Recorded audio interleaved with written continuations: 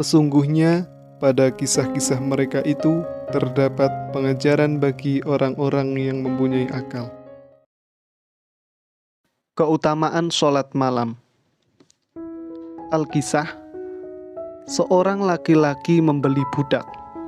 Setelah pembelian selesai, si budak berkata kepada tuannya, "Wahai tuanku, aku meminta darimu 3 syarat. Yang pertama, engkau tidak melarangku sholat ketika waktunya telah tiba. Yang kedua, engkau mempekerjakan aku pada siang hari dan jangan menyibukkanku pada malam hari. Yang ketiga, engkau memberikan aku sebuah rumah yang tidak dimasuki oleh siapapun kecuali aku." Tuannya berkata, "Engkau memperoleh hak itu. Lihatlah rumah-rumah ini." Si budak berkeliling memilih rumah untuk tempat tinggalnya. Ia memilih rumah yang rusak dan hampir roboh. "Mengapa engkau memilih rumah yang roboh ini?" tanya tuannya. "Wahai tuanku, ketahuilah bahwa rumah roboh yang bersama Allah, maka sejatinya berdiri tegak dengan kebun indah." Tuannya diam mendengar jawaban itu. Pada malam harinya, si budak tinggal di tempat itu. Suatu malam, tuannya mengundang teman-temannya untuk minum dan bersenang-senang bersama. Ketika tengah malam dan teman-temannya telah pulang, ia berkeliling di antara rumah-rumahnya. Pandangannya jatuh pada ruang si budak. Tiba-tiba di sana terdapat pelita dari cahaya yang menggantung di langit. Sementara itu, si budak sedang sujud bermunajat kepada Tuhannya dan berkata, "Tuhanku, aku harus melayani tuanku pada siang hari. Seandainya tidak ada ia, maka akan aku gunakan waktuku bagimu, baik siang maupun malam. Maka ampunilah aku." Tanpa beranjak dari tempatnya, majikan itu terus memandang budaknya dengan rasa takjub sampai terbit fajar. Kemudian pelita itu hilang dan yang tampak adalah atap rumah. Setelah itu ia datang kepada istrinya memberitahu peristiwa yang baru saja dilihatnya. Pada malam berikutnya, ia dan istrinya sengaja melihat ruangan si budak dari luar. Mereka melihat pelita yang bergantungan di langit itu menyinari si budak. Sementara si budak bersujud dan bermunajat hingga terbit fajar. Keesokan harinya, mereka memanggil si budak, "Engkau merdeka karena Allah Subhanahu wa Ta'ala semata, sehingga engkau boleh menggunakan waktumu untuk mengabdi kepada orang yang mengizinkan beberapa waktu untukmu," ucap mereka. Setelah itu, mereka memberitahu peristiwa yang mereka lihat tentang karomah Allah Subhanahu wa Ta'ala. Mendengar ucapan itu, ia langsung mengangkat tangannya ke langit. "Tuhanku, aku memintamu agar tidak membuka tutupku dan tidak menampakkan keadaanku. Apabila engkau telah membukanya, maka ambillah aku kembali kepadamu." Tiba-tiba budak itu meninggal dunia. Semoga Allah Subhanahu wa Ta'ala merahmatinya. Begitulah kisah keutamaan sholat malam. Semoga kita bisa meniru keikhlasan dalam beribadah kepada Allah seperti yang dilakukan oleh budak tersebut. Dan apabila Allah menakdirkan kita menjadi orang yang kaya, semoga kita menjadi orang yang dermawan seperti dalam kisah tersebut. Keutamaan taat. Seorang anak laki-laki di Bani Israel sedang mengalami sakit parah. Ibunya bernazar kepada Allah Subhanahu wa Ta'ala, menyembuhkan anaknya maka ia akan keluar dari dunia selama 7 hari. Kemudian Allah Subhanahu wa Ta'ala menyembuhkan sakitnya, akan tetapi si ibu belum memenuhi nazarnya. Suatu malam, saat tidur ia bermimpi didatangi seorang dan berkata, "Penuhilah nazarmu agar engkau tidak tertimpa musibah dari Allah Subhanahu wa Ta'ala." Keesokan harinya, Ia memanggil anaknya dan menceritakan kisahnya. Si ibu memerintahkan anaknya agar menggali kuburan untuknya dan memandangnya di sana. Anaknya melaksanakan perintah itu. Ketika hendak masuk ke liang kubur, si ibu berkata, "Tuhanku, junjunganku, dan Tuanku, aku melaksanakan usahaku dan ketaatanku, dan aku akan memenuhi nazarku. Maka jagalah aku di kubur ini dari segala kejelekan."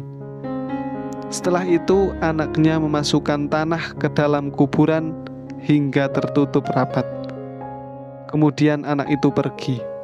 Di dalam kubur dari arah kepala, si ibu melihat cahaya yang memancar dan sebuah lubang.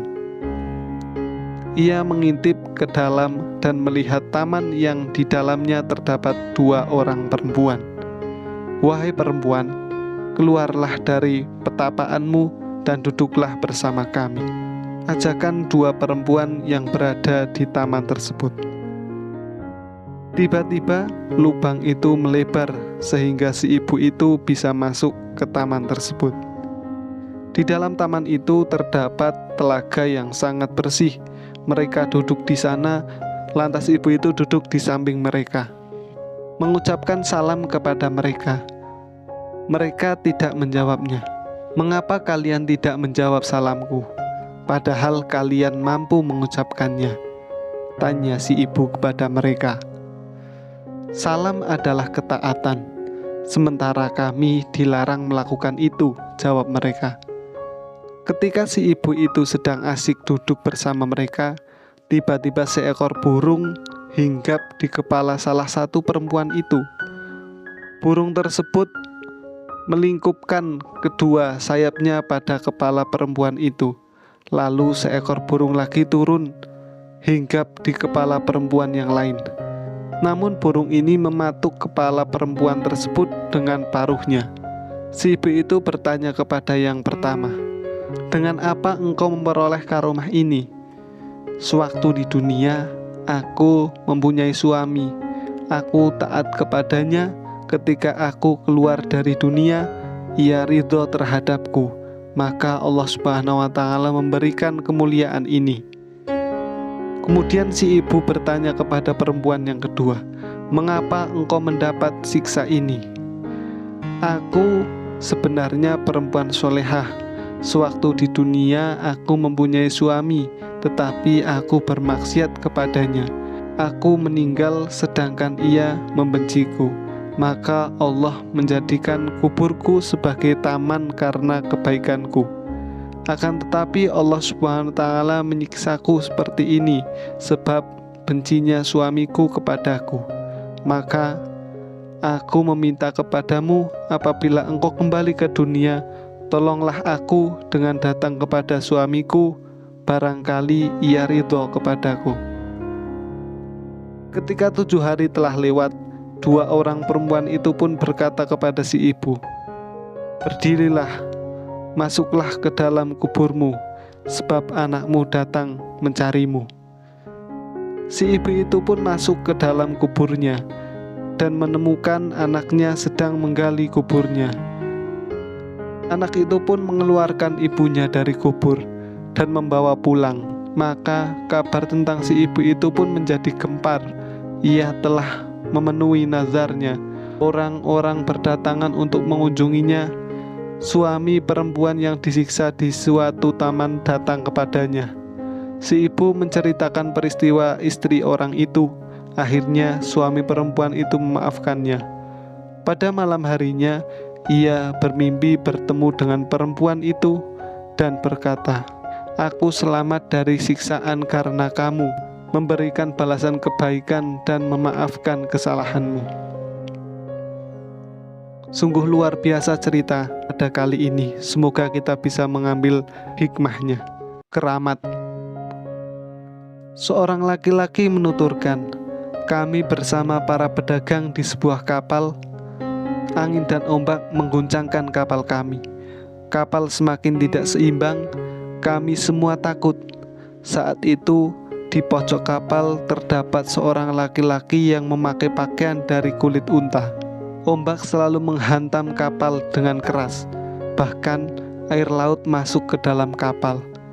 Maka kapal tersebut bertambah bebannya. Kami semua putus asa atas jiwa dan harta. Selanjutnya laki-laki itu keluar dari kapal dan berdiri melaksanakan sholat 2 rakaat di atas air. Kami berkata, "Wahai kekasih Allah, selamatkan kami." Setelah panggilan itu, laki-laki yang memakai pakaian dari kulit unta itu tidak menoleh kepada kami. Kami berkata lagi, "Dengan kebenaran kekuatanmu dalam beribadah kepadanya, tolonglah kami dan selamatkan kami." Ia menoleh kepada kami dan berkata, "Bagaimana kalian ini, padahal dia tidak ada dari semua musibah ini?" Kami berkata, "Lihatlah perahu ini, ombak dan angin yang menghantamnya, mendekatlah kepada Allah," ucapnya. "Dengan apa kami mendekatkan diri kepadanya? Dengan meninggalkan dunia. Kami melakukannya." Setelah itu, wali Allah itu berkata, "Keluarlah kalian dengan nama Allah." Kami pun keluar dari perahu itu satu persatu berjalan di atas air sampai berkumpul semua di sampingnya. Kami berdiri di atas air. Jumlah kami pada waktu itu adalah 200 orang atau lebih. Kemudian kapal yang kami naiki tenggelam dengan semua harta yang diangkutnya. Waliullah itu berkata kepada kami, "Adapun dari kesusahan dunia kalian telah selamat, maka keluarlah." Kami berkata kepadanya, "Kami bertanya kepadamu dengan nama Allah Subhanahu wa Ta'ala, siapa kamu?" "Aku Uwais Al-Qarni." Di dalam kapal itu terdapat harta orang fakir Madinah. Seseorang dari Mesir mengirimnya untuk mereka. Apabila Allah Subhanahu wa Ta'ala mengembalikan harta itu kepada kalian, apakah kalian akan membagi harta itu kepada orang-orang fakir Madinah? Tanyanya. "Iya," jawab kami. Setelah itu wali tersebut melaksanakan sholat 2 rakaat di atas air, lalu bermunajat dengan doa pelan. Tiba-tiba perahu yang sudah tenggelam itu muncul kembali dengan semua harta yang diangkutnya. Kami senang dengan menaiki perahu itu kembali. Setelah berlabuh, kami segera ke Madinah dan membagikan harta itu kepada mereka. Maka tidak ada seorang pun yang fakir di kota tersebut. Setelah berlabuh, kami segera ke Madinah dan membagikan harta itu kepada mereka. Maka tidak ada seorang pun yang fakir di kota tersebut selamanya. Begitulah kisah dari Uwais Al-Qarni. Banyak sekali pelajaran yang bisa kita ambil. Salah satunya adalah saat kita ada hajat sesuatu, lakukanlah sholat 2 rakaat dan memintalah kepada Allah. Sebutkan apa hajat yang engkau inginkan. Semoga kita bisa mengamalkannya apa yang terkandung dalam cerita tadi. Kemuliaan. Al-Kisah, seorang laki-laki tidur di masjid membawa tali celana. Ketika bangun, ia tidak menemukan tali celananya. Ia melihat Ja'far Shodiq melakukan sholat. Ia berharap Ja'far Shodiq akan memberikan keterangan kepadanya. Setelah selesai sholat, Ja'far Shodiq langsung menyapa, "Ada apa?" "Tali celanaku hilang. Aku tidak mempunyai apa-apa selain engkau." "Berapa uang di dalam celanamu?" 1.000 dinar, jawabnya. Setelah itu Ja'far Shodiq pulang ke rumah, lalu membawa 1.000 dinar bagi laki-laki yang telah kehilangan tali celananya. Orang itu pun pergi ke teman-temannya. Mereka pun berkata, "Tali celanamu ada di tangan kami." Mengetahui hal itu, laki-laki itu kembali ke rumah dan mencari dinar yang telah diberikan oleh Ja'far Shodiq. Sebelum pergi, teman-teman laki-laki itu mengatakan bahwa ia adalah anak paman Rasulullah SAW. Setelah itu, ia pergi kepada Ja'far Shodiq hendak mengembalikan dinar yang diberikannya tadi. Akan tetapi Ja'far Shodiq tidak menerimanya. ketika kami telah mengeluarkan suatu dari milik kami, maka tidak akan kembali lagi kepada kami, ucap Ja'far Shadiq. Begitulah kisah dari Ja'far Shadiq. Walaupun kisahnya pendek, tapi sangat bermakna untuk kita. Saat kita bersedekah atau memberikan sesuatu kepada orang lain, jangan sampai diri kita mengharapkan barang itu untuk kembali, karena sejatinya sebaik-baik pembalasan adalah dari Allah Subhanahu wa Ta'ala. Keramat. Abdullah bin Mubarak mengisahkan, aku pernah tinggal di Mekah. Saat itu Mekah tertimpa krisis pangan sangat parah. Orang-orang berkumpul meminta diturunkan hujan di tanah Arafah. Akan tetapi yang ada hanyalah suhu panas yang semakin meningkat.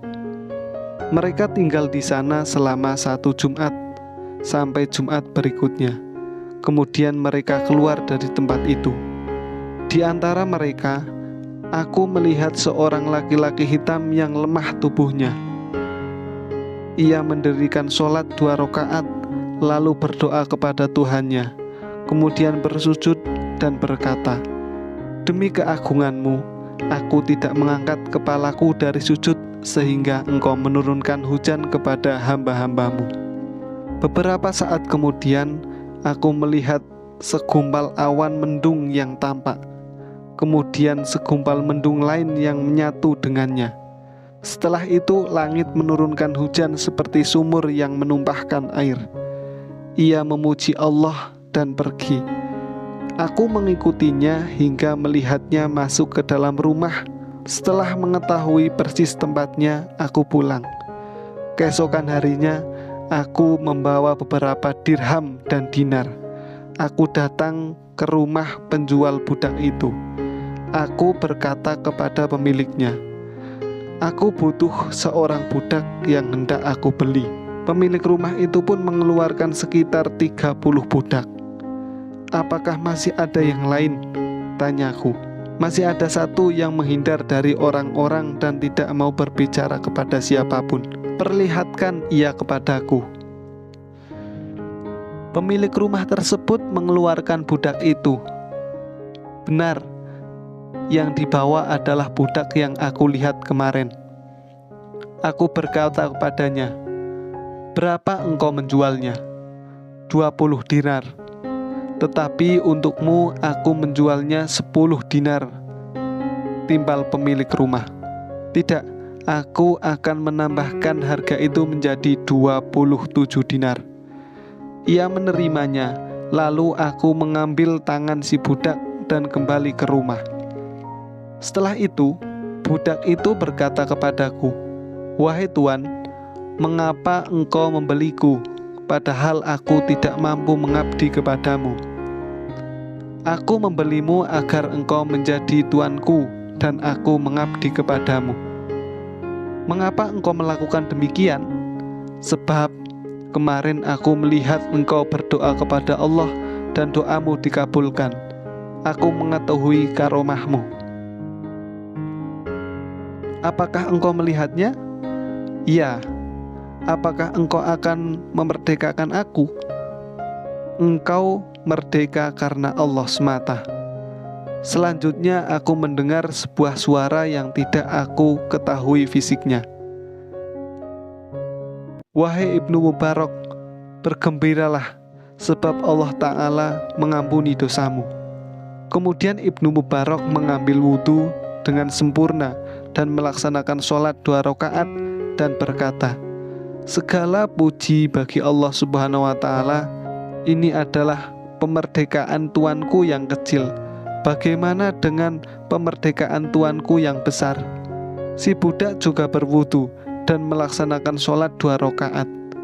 Lalu mengangkat tangannya, wahai Tuhanku, engkau mengetahui bahwa aku telah menyembah kepadamu selama 30 tahun. Dan perjanjian antara aku dan engkau adalah engkau tidak membuka tutupku. Apabila engkau telah membukanya, maka ambillah aku kembali kepadamu. Setelah mengucapkan doa itu, ia jatuh mendadak, ia mati. Aku mengafaninya, namun tidak begitu bagus. Aku menyolatinya dan menguburnya. Ketika tidur, aku bermimpi melihat orang laki-laki tampan dengan pakaian bagus bersama seorang laki-laki besar dengan penampilan yang sama dengannya. Mereka meletakkan tangannya di atas yang lain. Ia berkata kepadaku, "Wahai Ibnu Mubarak, apakah engkau tidak malu kepada Allah Subhanahu wa Ta'ala?" Selanjutnya ia berjalan. Aku menjawabnya, "Siapa kamu?" "Aku Muhammad Rasulullah, dan ini adalah Abu Ibrahim." "Bagaimana aku tidak malu? Sebab aku memperbanyak sholat. Seorang wali meninggal dunia, akan tetapi engkau tidak mengafaninya dengan baik." Keesokan harinya, aku mengeluarkan jasad wali itu dan mengafaninya dengan kafan yang bersih. Aku menyolatinya dan menguburnya. Semoga Allah merahmatinya. Begitulah kisah pada kali ini. Semoga kita bisa mengambil hikmahnya dan bisa meniru untuk selalu mendekatkan diri kepada Allah Subhanahu wa Ta'ala. Karena orang yang dekat dengan Allah Subhanahu wa Ta'ala pasti hidupnya akan mulia. Keutamaan menyerahkan diri pada pengadilan. Al-Kisah, Thariq As-Shadiq mendapat julukan Shadiq sebab peristiwa yang dialaminya, yakni ketika terjatuh di sumur Mutala'ah. Setelah ia di dalam sumur, rombongan haji melintas di samping sumur. "Sebaiknya kita menutup bibir sumur ini supaya tidak ada seorang pun yang jatuh ke sana," ujar mereka. Dalam batin Thariq berkata, "Apabila engkau benar, maka diamlah." Thariq pun diam. Sementara itu, rombongan haji itu menutup bibir sumur dan menjauh dari tempat tersebut. Thariq merasakan gelap yang amat sangat. Tiba-tiba ada 2 lampu di sampingnya. Ia mengamati 2 cahaya itu. Betapa kagetnya, ternyata mata ular yang sangat besar. Ular itu menghadap kepada Thariq. Dalam hati ia berkata, "Dengan demikian tampak jelas antara orang yang benar dan orang yang sombong."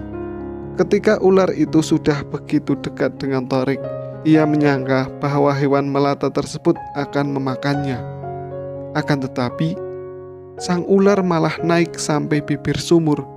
Kemudian, sang ular menjadikan ekornya mengikat leher Thariq dan membuat lingkaran di bawahnya. Lalu ular itu membawa Thariq ke atas. Seperti bayi, ular itu menghilangkan segala sesuatu yang menutupi sumur dan mendorongnya ke tanah. Kemudian ular itu mendorongkan ekornya mengeluarkan Thariq. Masya Allah sekali. Setelah itu, Thariq dikagetkan oleh suara. "Ini adalah kasih Tuhanmu yang telah menyelamatkanmu dari musuhmu dengan musuhmu." Selanjutnya, Thariq dikasih julukan As-Shadiq, sehingga namanya menjadi Thariq As-Shadiq. Demikian kisah dari keutamaan menyerahkan diri kepada pengadilan. Karena sesungguhnya hakim yang paling sejati adalah Allah Subhanahu wa Ta'ala, yang mengetahui kebenaran atau kesalahan dari umat manusia. Semoga kisah ini berikan hikmah kepada kita. Ibadah orang soleh. Al-Kisah, Hisam bin Yusuf datang di suatu majelis Hatim al-Asham. Saat itu Hatim al-Asham hendak menutup majelisnya. Namun ia bertanya, "Wahai Abu Abdurrahman, bagaimana sholatmu?" Hatim al-Asham menengokkan wajahnya kepada Hisam bin Yusuf dan berkata, "Apabila waktu sholat datang, aku bersiap-siap, berwudu lahir dan batin, lalu sholat." "Bagaimana wudu batin?" "Adapun wudu lahir adalah membasuh anggota dengan air. Adapun wudu batin adalah membasuhnya dengan 7 hal, yaitu taubat, penyesalan, meninggalkan cinta dunia, pujian makhluk, jabatan, khianat, dan hasud. Kemudian aku pergi ke masjid. Aku menegakkan anggota tubuhku, maka aku melihat Ka'bah. Kemudian aku berdiri di antara kebutuhan dan takutku. Allah melihatku, surga di samping kananku dan neraka di samping kiriku. Sementara itu malaikat kematian berada di belakangku, seolah-olah aku meletakkan telapak kakiku di atas sirat dan menyangka bahwa ini adalah sholat terakhir yang aku lakukan. Kemudian aku berniat membaca takbir dengan baik, membaca Fatihah dengan tafakur, rukuk dengan tawadhu, sujud dengan doa sungguh-sungguh, tasyahud dengan penuh harap, dan salam dengan ikhlas. Ini adalah sholatku selama 30 tahun. Mendengar penjelasan itu, Hisam bin Yusuf berkata, "Ini adalah suatu yang tidak mampu dilakukan oleh siapapun selain kamu." Hisam bin Yusuf pun menangis dengan berseduh-seduh. Begitulah kisah dari ibadah orang soleh.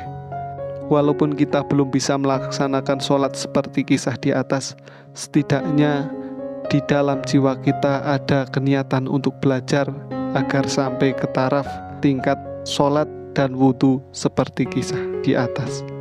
Sekian, semoga berkah dan manfaat. Terus dukung channel ini. Terima kasih. Pendapat yang baik. Harun ar-Rasyid mempunyai seorang budak hitam dan tidak enak dipandang.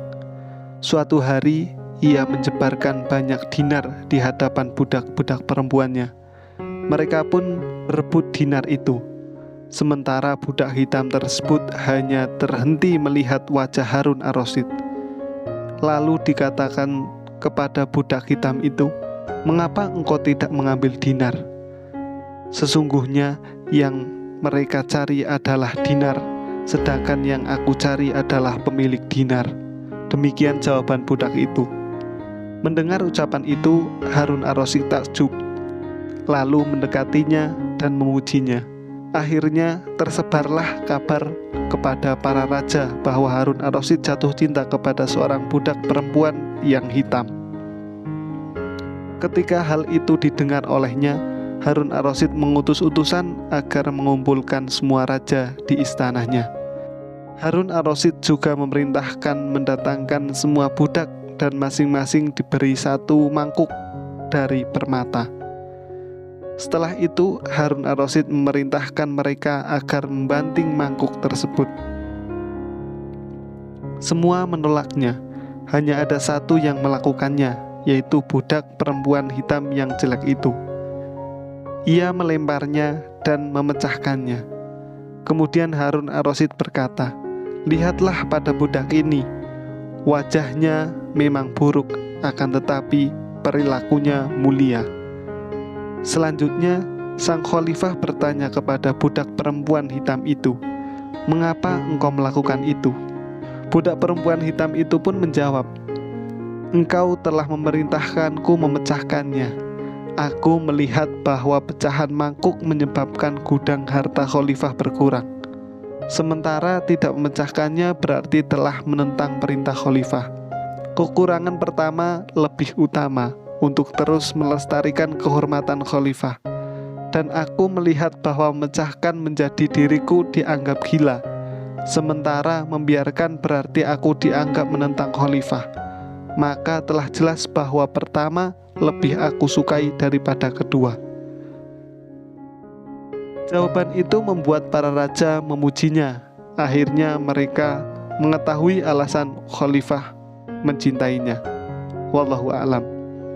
Berikut kisah mengenai Harun ar-Rasyid dan budaknya. Menunaikan hak ibadah. Al-Kisah. Seorang hamba melaksanakan sholat. Ketika sampai pada ayat Iyyaka na'budu wa iyyaka nasta'in, yang artinya hanya kepadamu kami menyembah dan hanya kepadamu kami meminta pertolongan. Terlintas di dalam benaknya bahwa ia adalah seorang hamba hakiki. Maka sebuah suara rahasia berteriak, "Bohong, engkau hanya menyembah makhluk. Setelah itu bertaubat dan melepaskan diri dari berhubungan dengan orang-orang. Kemudian ia melaksanakan sholat. Ketika sampai pada ayat yang sama, sebuah suara rahasia berteriak, "Bohong, engkau hanya menyembah istrimu." Ia menjalankan sholat seperti biasanya.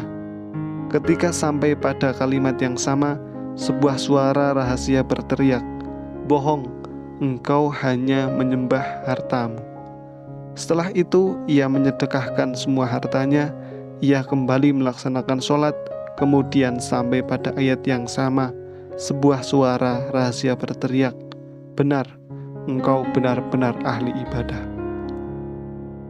Dari kisah ini menunjukkan bahwasannya saat kita melaksanakan sholat, benar-benar hati kita belajar khusyuk kepada Allah Ta'ala. Demikian cerita singkat ini, semoga berkah dan manfaat. Terus dukung channel ini. Terima kasih.